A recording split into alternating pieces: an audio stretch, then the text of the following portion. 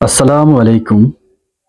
আপনারা স্ক্রিনে যে ব্যক্তিকে দেখতেছেন উনি হলো যে আসলে মুড়ি বাঁশ দিয়ে তৈরিকৃত যে বেড়াগুলো আমরা ব্যবহার করে থাকি সেই বর্তমান এই দোকানটির মালিক।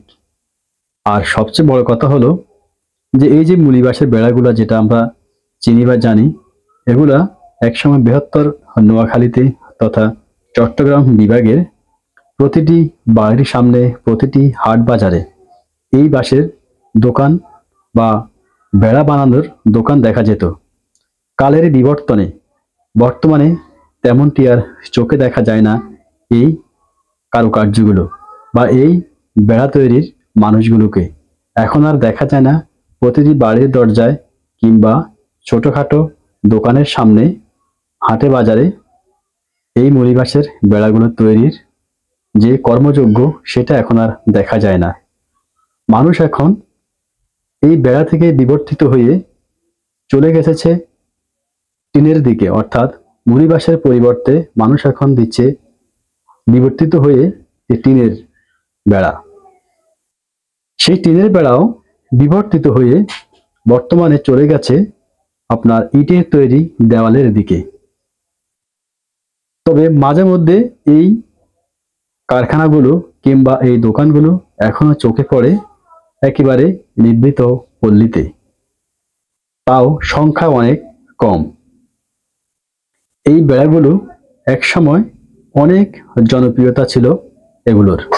মানুষ এগুলো দিয়ে ঘরের সাইডের যে বেড়া সেগুলো দিত, এবং ওপরের যে আমরা সিলিং যেটাকে বলে থাকি সেটাও এই বেড়া থেকেই তৈরি করে সিলিং হিসাবে তা ব্যবহার করত।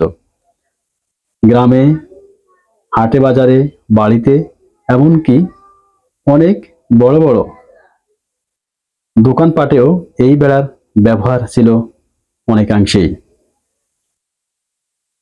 আমরা জানি না আগামীতে বিবর্তিত হয়ে আসলে মানুষ কি দিয়ে ঘর তৈরি করবে।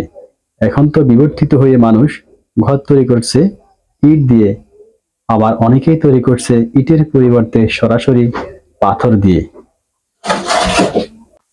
আর সবচেয়ে যে কথাটি সেটি হলো এটি আমাদের নিজস্ব একটা সম্পদ, অর্থাৎ এই কাঁচামালগুলো কোনো বিদেশ থেকে কিংবা বহিরাগত কোনো দেশ থেকে আমদানি করতে হয় না। এটি আমাদের সম্পূর্ণ নিজস্ব প্রোডাক্ট, এবং নিজস্ব বাগানে, বিশেষ করে চট্টগ্রাম অঞ্চলের পাহাড়ি অঞ্চলে এই বাঁশের ব্যাপক উৎপাদন হয়ে থাকে।